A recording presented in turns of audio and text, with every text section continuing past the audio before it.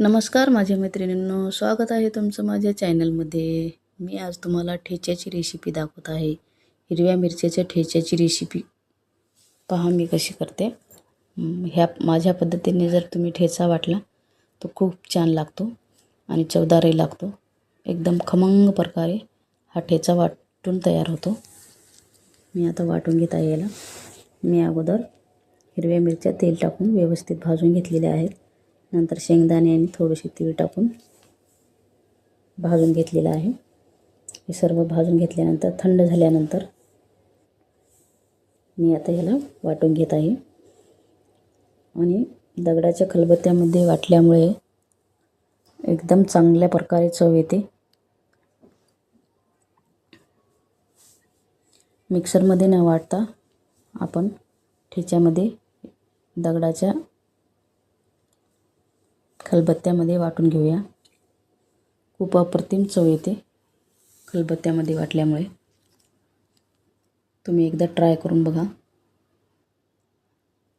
मी आता हे वाटून घेत आहे सर्व एकत्र करून. तीळ, शेंगदाणे आणि मिरच्या वाटून घेत आहे अगोदर. हे आपण व्यवस्थित असं वाटून घेऊया.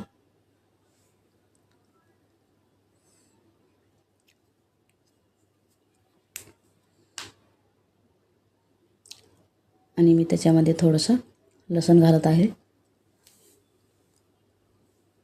लसणामुळे सुगंध येतो.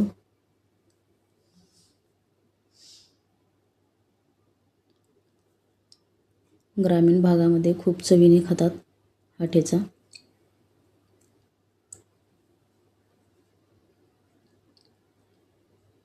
हे असं अधूनमधून व्यवस्थित मध्ये टाकून बारीक असं वाटून घ्यायचं छान प्रकारे.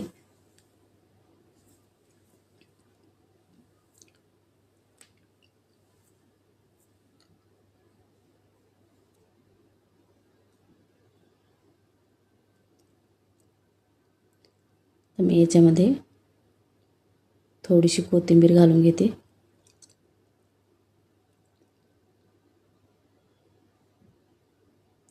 अशी कोथिंबीर घातलेली आहे. आणि जरासं आपल्या चवीप्रमाणे मीठ घातलेलं आहे. चवीप्रमाणे मीठ टाकत आहे मी.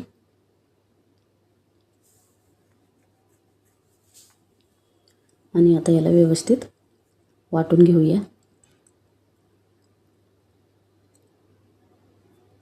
सर्व व्यवस्थित आणि बारीक असं चांगल्या प्रकारे वाटून घेऊया आपण.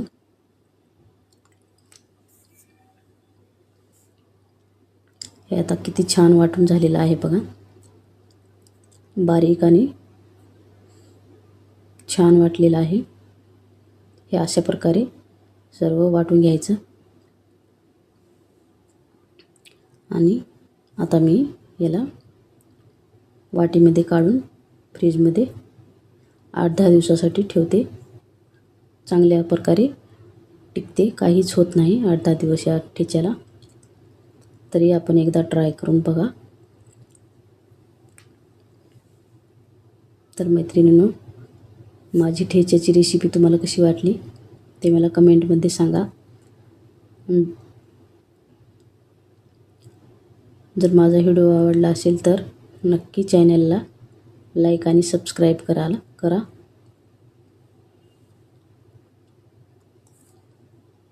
आठवणीने सबस्क्राईब करायला विसरू नका. हे आता आपण सर्व काढून व्यवस्थित वाटीमध्ये किंवा डब्यामध्ये भरून फ्रीजमध्ये ठेवू शकता. खूप छान प्रकारे वाटून झालेलं आहे. अप्रतिम चव, खमंग आणि तोंडाला एकदम चव येणार. व्यवस्थित झालेलं आहे. हे बघा, ठेचा आणि भाकर तयार झालेली आहे खायला.